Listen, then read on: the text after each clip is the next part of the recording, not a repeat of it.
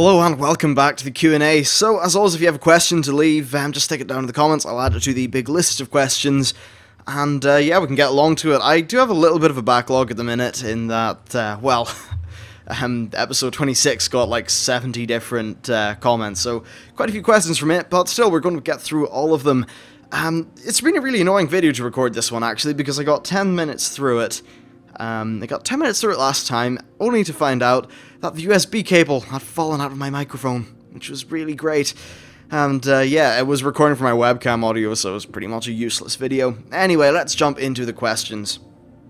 So the first one comes from Ithacan3, who says, have you ever lived in another place, in a place other than Northern Ireland? You have a very curious accent. Well, I suppose, yeah, my accent's not really that Northern Irish. I mean, there's definitely twangs of Northern Ireland in it, obviously, but, yeah, it's not like I have a Coleraine accent or anything like that, Coleraine being the place sort of near where I grew up. And, honestly, I count that as a good thing, because I think a lot of Northern Irish accents, especially, like, the more harsh ones, I fucking hate them. And, this is totally not a diss against, you know, my fellow Northern Irish people. It's just, like, a personal preference thing, you know? I find it to be a really harsh and very grating accent. Kind of nearly, it's funny, like, some of them, they nearly sound inherently aggressive, and I just don't like it. As for where the hell I got my accent from, well, it's a good bloody question. I don't even know. I guess it could be my parents. I know my mum's from the south, and Cavan, and my dad, well, he is local. He always had a bit of a soft accent, because he spent 20 years of his life, I think from when he was, like, 20-something until when he was 40-something.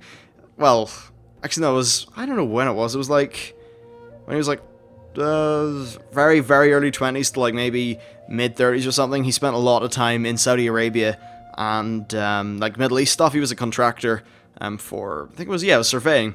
And it was kind of cool, actually. He ended up, he completely bullshitted his way into getting the job. He had 0 qualifications for it. And he ended up leading a few teams, and I think the culmination of it was he was doing work for this, like, oil sheikh, helping build a runway, because he was initially only the guy that was there to do the, the drawings and the surveying for this runway, but as it turned out, the guy who was supposed to do the constructing work, he, like, had a mental breakdown and just fucked off, so my dad got the job. But, anyway, yeah, I suppose the 20 years there are probably what gave him a softer accent. Then I come along, and, I guess you pick up, I suppose, a lot of accent stuff from your parents, maybe.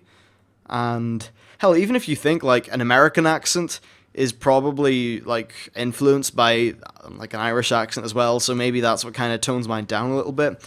But, yeah, whatever. I mean, Northern Ireland's a strange place. I don't like it. I'll say that, like, off the bat. I mean, hell, in Belfast, we have had, I think, 2 bombs this week. I know that recently there was a bomb that went off. It didn't fully explode, it was just, like, a kind of, I don't know, a wee mini explosion outside the, like, the main shopping centre in the city.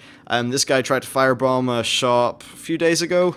And, well, thankfully the firebomb went off in his pocket. Unfortunately, the fucker didn't burn. He managed to get away and skulk back to wherever they go. But, yeah, we have big problems at the minute. You've got the loyalists who are being complete idiots. And, by the way, I don't really subscribe to any of this bullshit. Essentially, they took down a flag so that they were flying the Union Jack the same way they do in, really in any other part of the UK. And apparently this was an assault on their culture. And they have been, like, there's been fucking parades and bullshit going on the last year, and that's meant that, so the dumbass loyalists have pissed off the dumbass Republicans, and I suppose the Republican side seem to, at least to me, from what I've observed, they seem to be a little bit more prone to the bombs and that kind of thing. It's really just, like, the kind of paramilitary groups.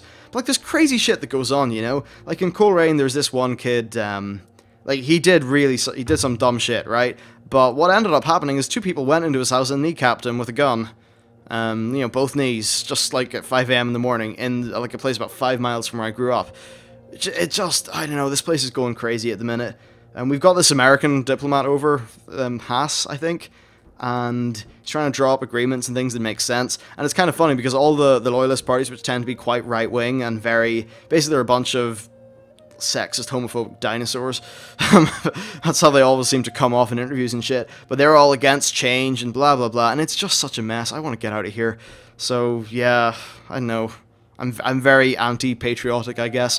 Anyway, the second question brings us more into gaming, and it's from Freezalicious, and he says, what is your opinion on Elder Scrolls Online and next-gen consoles? Or more, Elder Scrolls Online being on next-gen consoles? Elder Scrolls Online is a very, very, very, very worrisome game. Not for us, but for Elder Scrolls fans, because from everything I've heard, it's not very good. Now, what are these things I've heard? Well, first of all, there have been the impressions from press builds at places like PAX. I think it was Total Biscuit was saying in his most recent Q&A that he was really quite disappointed at how it had turned out. And then I've also heard from people who are in the closed beta, and this was the people who have said that to me, who, course, who knows, but they did break the NDA by telling me, but yeah, it's real life people, not through YouTube or anything like that.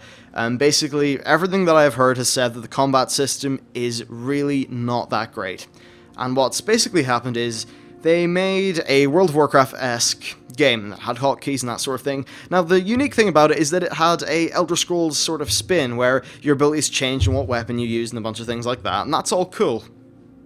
But then Skyrim came along. Skyrim got massively popular, and this game had been in development since before Skyrim came out. And what happened is, they started shoehorning in a lot of Skyrim-ish things, like they were trying to get it so that, trying to get, like, the first-person combat in, a bunch of things like that. Now, first-person combat, from everything I've seen in press builds, and everything that I've seen, not personally in press builds, I mean videos, footage, stuff like that, from what I've heard from people, and it just has looked awful. I remember the QuakeCon presentation. Now, this was at QuakeCon, so it's like a big marketing thing, and they were showing off their game for basically the first time, showing off the first-person mode, and it looked like shit. I mean, I was actually laughing on my seat at how fucking awful the game looked. The combat was... Animations, first of all, were tied together horribly, but I think that was more just the fact that it was probably a pre-alpha at that stage, or an alpha. But just what worries me is that that's what they were showing off as publicity material. Now, that was one thing. A bit of a problem, right? On the characters using bows, the individual bow animation, it was a bit sucky, but you know what? It was a bow animation, it was fine. But then you had the problem where, like say in World of Warcraft, you just have your normal bow animation, but then if you fire off an instant shot, like Explosive Shot or Arcane, and what happens is, the arrow instantly appears and fires off because it needs to be reactive and fast. Well, in Elder Scrolls Online, they wanted to keep that, so when it seemed like the person would hit one of those ability buttons, they would just instantly reset the animation, and from a first-person perspective, it just looked really janky, really messy, and a bit awful, which is a problem, right? So there's one thing. Also, when it comes to the melee combat, it just looked wholly without weight. I know in Skyrim, weapons don't feel very reactive to me. Like you can hit someone in the neck and they'll barely flinch, and it doesn't feel like there's any weight behind them.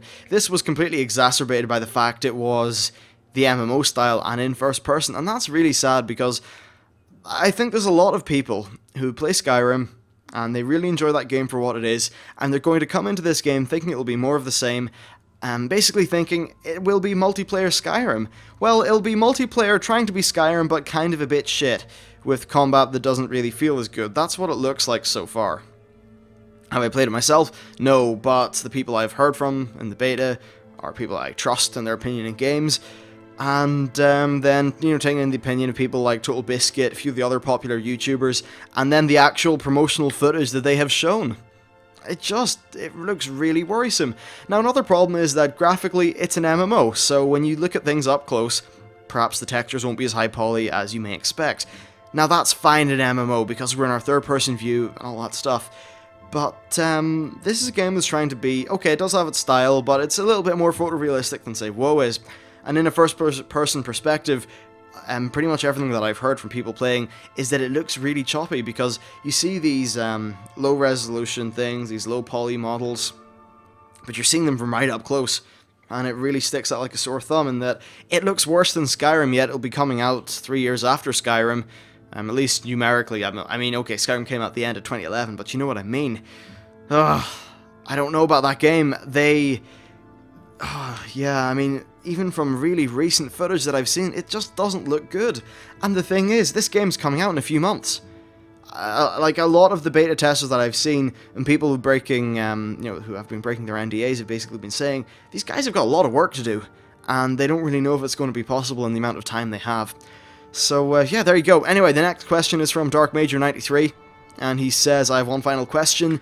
Why does everyone hate Cataclysm? Well, the short of it is essentially, And when you hit endgame, the way the progression worked is that you sort of burnt through things really quickly. And this meant that there was a little bit less depth, and there was kind of a lot of alting going on, and people just got burnt through content, and they, like, just from a numerical perspective, it was very apparent. Also, there was a few changes made. For an example, dungeons, they made it so that you could do 7 a day, or sorry, 7 a week at any point and still get your bonus valor. That seems great, flexible, etc. But what Blizzard actually found is that from when they implemented that change, less people did dungeons because they would do a bunch in a day and get completely ground, like just burnt out. And I think burnout was a major problem. The tabard system is something Blizzard are very regretful of. Now, of course, would you take that in favor of early Mists of Pandaria dailies? Absolutely not. But one of the things they noticed is that people just stayed in Stormwind and Orgrimmar, queued up for dungeons, things like that, and they're able to see. I know, I get it. People say, well, that was really convenient. But Blizzard have the numbers, and when they say people got burnt out, they don't just say that because it's the developer's opinion, it's because they've heavily analysed that on the millions of players. So there's one problem. I think from a quest perspective, things were far too linear, and that's one of the things that really personally was an issue for me.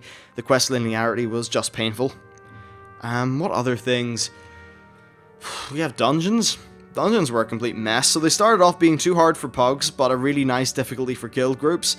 This was great because I was in a guild and I was having a great time, and then what happened is they nerfed them to the point where they weren't fun to guild people, and the way the nerfs worked is just meant the mechanics were trivialized, but they were kind of still there. So the mechanics were just kind of a pointless mess, and they were very garbled and strange. And that just meant that these dungeons, they went from being challenging and fun for guild groups to being not challenging and fun for guild groups, and then for pugs they went from being very hard, very frustrating, and just downright a nuisance, but a required nuisance to get into raiding. They went from that to being just a fucking cakewalk that wasn't fun. Then when they added things like, say, patch 4.1, the like Zul'Gurub and the Troll, basically the Troll patch, they added in 2 instances. Was it 2 or 3? I think it was 2. Anyway, they added in 2 new dungeons, and they were only just reskins of old ones. And because of the higher item level, it meant that everyone was funneled into 2 dungeons, and they completely burnt out on both of them, so that was a problem. As far as raiding goes, we had a great thing going with Icecrown Citadel 10. It was very accessible to a lot of people. It was a difficulty level that just worked for nearly everyone. It was great. And then they took that away, because when they made 10 and 25 the exact same item level and all that, they also made it the same difficulty, so 10s got harder. And what that meant is there was a giant amount of people who were used to raiding their their ICC 10s, and now they had no raiding to cater for them. And honestly, they didn't get a difficulty to cater for them until Dragon Souls came. And the problem with Dragon Souls is that it was too fucking easy. Okay, they put out 3 pretty decent heroic dungeons, but that basically meant that the raid was terrible. It was a very bad raid. The bosses were not fun, they weren't epic, and it just wasn't that good. And then I think from a whole storyline perspective, the whole Thrall is Green Jesus thing was just not fun. Thrall felt like the hero of the expansion, not the player. And I know that always happens to some degree, but I think it was especially bad with Thrall.